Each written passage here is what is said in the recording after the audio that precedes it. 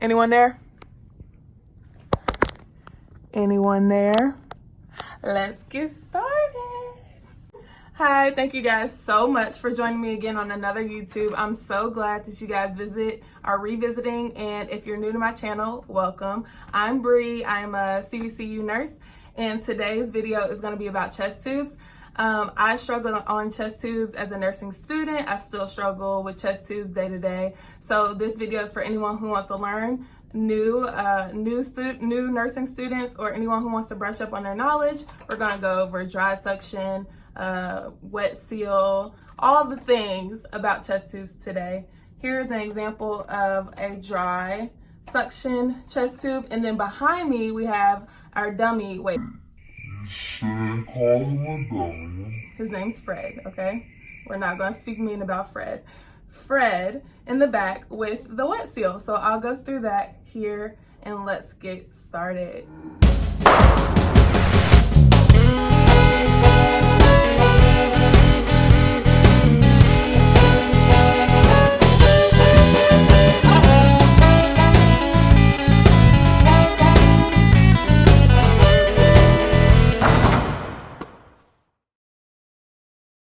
Here is our beautiful model, Fred. He has a couple chest tubes anterior, and then he has one lateral.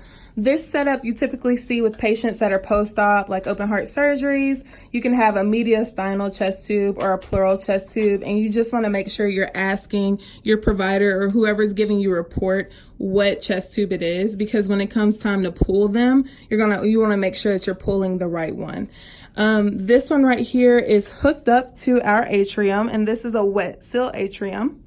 We also, on the lateral portion of Fred, have another chest tube, and this is more for like pneumothorax and hemothoraxes. We also have an ET tube, you see, and you have some other placements of everything. These are pacer wires. And so I'm gonna go into more detail about the wet seal and the different chambers of the wet seal. Here is a better look at the old long bubbler that releases your lung toots. No, but seriously, this is the better look at the water seal or the wet seal chamber. You have your A section, and that's gonna be your suction control chamber. You wanna make sure this is always filled to this line. Two things occur. People will allow it to get all the way down to here, and they won't change their sterile water, and that doesn't allow it to suction properly. People think that because your suction is set up on the wall to a certain number, that it's going to always suction, but if that water is not available, it's not going to be able to suction properly. Then you have your B and your C, and this is your water seal chamber. This chamber B is for your titling, and so you'll see continuous bubbling with inspiration and expiration. It will be intermittent bubbling, excuse me. And then your C chamber is going to be where you see air leaks, and so you never want to see a continuous bubbling. You want to see barely any bubbling, if any. And if there is any bubbling, you want to make sure you're checking your drainage system for a leak. How do you check the drainage system for the leak? You always start with your patient, and I'll show you that later. So on this, you can also measure the air leaks on the bottom. It has the centimeters.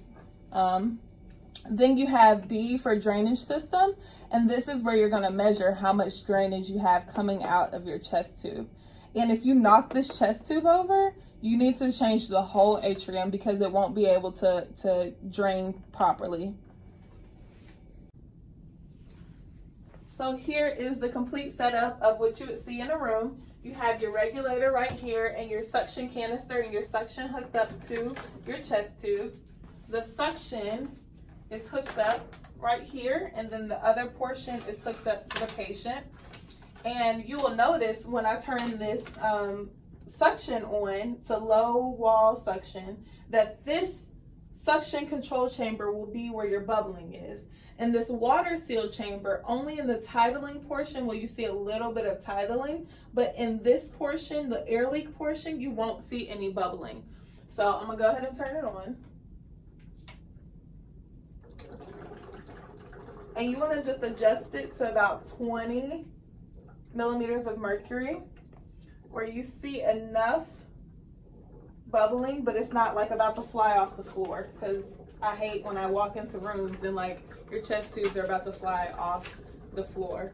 And so the drainage system, there's no bubbling with that. And then the titling, there's just a little bit.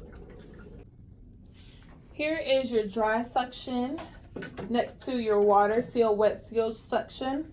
And so there's a couple differences. The control regulator does not have water in it, and this control chamber does in the wet seal. That's the difference.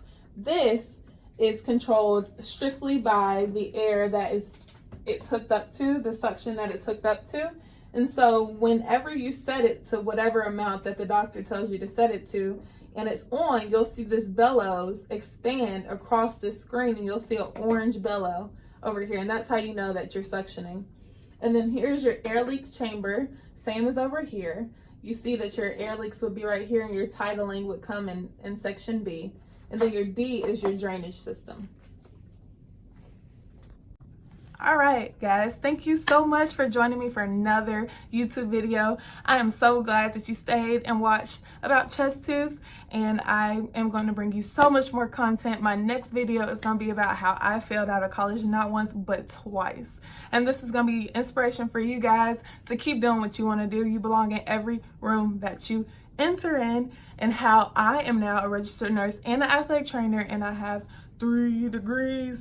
So thank you again. Like, subscribe, comments. I appreciate each and last one of you guys, and I hope to see you soon. Peace.